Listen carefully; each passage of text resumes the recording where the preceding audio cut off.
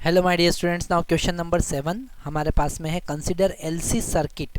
Okay, ये LC oscillator से related question है। LC circuit with inductance L equal to 0.1 henry and capacitance C equal to 10⁻³ farad kept on plane. Okay, the area of the circuit is 1 meter square. Okay, it is placed in a constant magnetic field of strength B naught which is perpendicular to the plane of the circuit. Okay जिस plane में हमारा circuit रखा हुआ है उसके perpendicular magnetic field हमने लगा रखी है। जैसे कि यहाँ पर हमारे पास में एक इंडक्टर है और एक कैपेसिटर है। ऐसा हमने एक सर्किट बना रखा है। ओके, और ऐसे परपेंडिकुलर मैग्नेटिक फील्ड उससे पास हो रही है। Okay, at T equal to 0 magnetic field start increasing linearly. कैसे इंक्रीज हो रही है? B is equal to B not plus beta T. Okay, with beta is equal to 0.4 tesla per second. Maximum magnitude of current in the circuit in milliampere हमको बताना है। तो यहाँ पर सबसे पहले इस सर्किट में करंट फ्लो होगा due to the induction. Okay, और अगर हम EMF की बात करें तो वो होता है d phi by d t. Okay, और फाई की बात करें तो वो होता है B इंटू ए। तो अगर हम फाई की बात करें तो B कितना होगा? B not plus beta into T. और A की बात करें तो एरिया ऑफ क्रॉस सेक्शन। इसको अगर हम डिफ्रेंशिएट करेंगे तो हमको EMF पता चलेगा। डी फाई यहाँ पर मैग्नीट्यूड की बात कर रहे हैं, वैसे नेगेटिव साइन भी यहाँ पर आता है, तो वो होगा बी नॉट। इसको डिफ्रेंशिएट करेंगे तो बी नॉट का डिफ्रेंशिएशन तो 0 because it is constant. Beta into T का डिफ्रेंशिएशन 1 इंटू ए। ओके, तो हमको EMF मिला बीटा इंटू ए। कितना मिला EMF? बीटा इंटू ए। तो इसी सर्किट को हम कंसिडर कर सकते हैं एक बैटरी लगाकर, है ना। यहाँ पर हम एक बैटरी कंसिडर कर सकते हैं, यहाँ पर हम एक बैटरी कंसिडर कर सकते हैं ऐसा, और ये DC सर्किट हो जाएगा। ओके, यहाँ पर करंट I फ्लो होने लगेगा और प्लस माइनस यहाँ पर beta into A. Okay, EMF E equal to apply हुआ। अब सर्किट में अगर हम करंट का इक्वेशन लिखेंगे, है ना, तो अब हम बात करते हैं LC सर्किट की। LC सर्किट में हमने KVL लगाया, KVL किरचॉफ वोल्टेज लॉ हमने लगाया। तो voltage across capacitor is equal to Q divided by C plus voltage across inductor is L di by dt is equal to beta A. Okay, इसे हम quadratic equation बनाने के लिए, इसे हम डिफरेंशियल इक्वेशन बनाने के लिए, सेकंड ऑर्डर डिफरेंशियल इक्वेशन बनाने के लिए इसको डिफरेंशिएट करेंगे।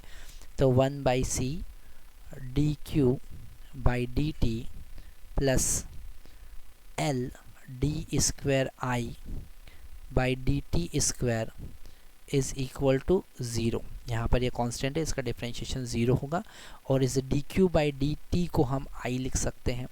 तो 1 by C into i plus L d i by d t equal to 0। इसे हम थोड़ा सा अरेंज करेंगे तो डिफरेंशियल इक्वेशन हमको मिलेगा d by d t plus 1 by L C into i equal to 0। और हमको पता है ये हमारे पास में SHM का इक्वेशन है, ऑसिलेशन का इक्वेशन है। तो करंट I जो होगा वो होगा मैक्सिमम करंट I नॉट, जिसका वैल्यू हमको फाइंड करना है। ओके, यहाँ पर हमको I नॉट का वैल्यू फाइंड करना है साइन ओमेगा टी। ओके, अब हम यहाँ पर ओमेगा का वैल्यू अगर देखें तो वो होगा 1 बाई रूट एल सी। कितना होगा? 1 बाई रूट एल सी। हमको फाइंड करना है I नॉट, और I नॉट का वैल्यू फाइंड करने के लिए हम इसको एक बार डिफ्रेंशिएट करेंगे। ओके, हम इसको एक बार इंटीग्रेट करेंगे तो हमको Q पता चलेगा। ओके, यहाँ पर हमें I नॉट का वैल्यू फाइंड करने के लिए इनिशियल कंडीशन का यूज़ करना पड़ेगा। ओके अगर हम t इक्वल टू 0 की बात करें तो स्टार्टिंग में कैपेसिटर में कोई चार्ज स्टोर नहीं था। ओके तो यहाँ पर हम di/dt का कॉन्सेप्ट यूज़ करेंगे। अगर यहाँ पर इस इक्वेशन में हम at t equal to 0 put करते हैं तो चार्ज 0 होगा, प्लस हमको मिलेगा L di/dt is equal to beta t equal to 0 पर। तो इस di/dt का वैल्यू 0 पर अगर हम देखेंगे तो वो मिलेगा beta into A, this is beta into A divided by L. Okay और di/dt का वैल्यू हम यहाँ से कैलकुलेट कर सकते हैं, है ना, और दोनों को इक्वेट करेंगे t इक्वल टू 0 पुट करने के बाद।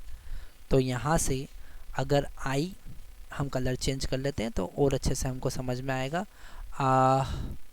i इक्वल टू है i not sine omega t, तो di/dt होगा i not into omega cos omega t, और एट t इक्वल टू 0 अगर हम देखेंगे तो इसका वैल्यू है beta a divided by l is equal to i not into omega, और cos 0 होता है 1, यहाँ पर cos 0 कितना होगा 1।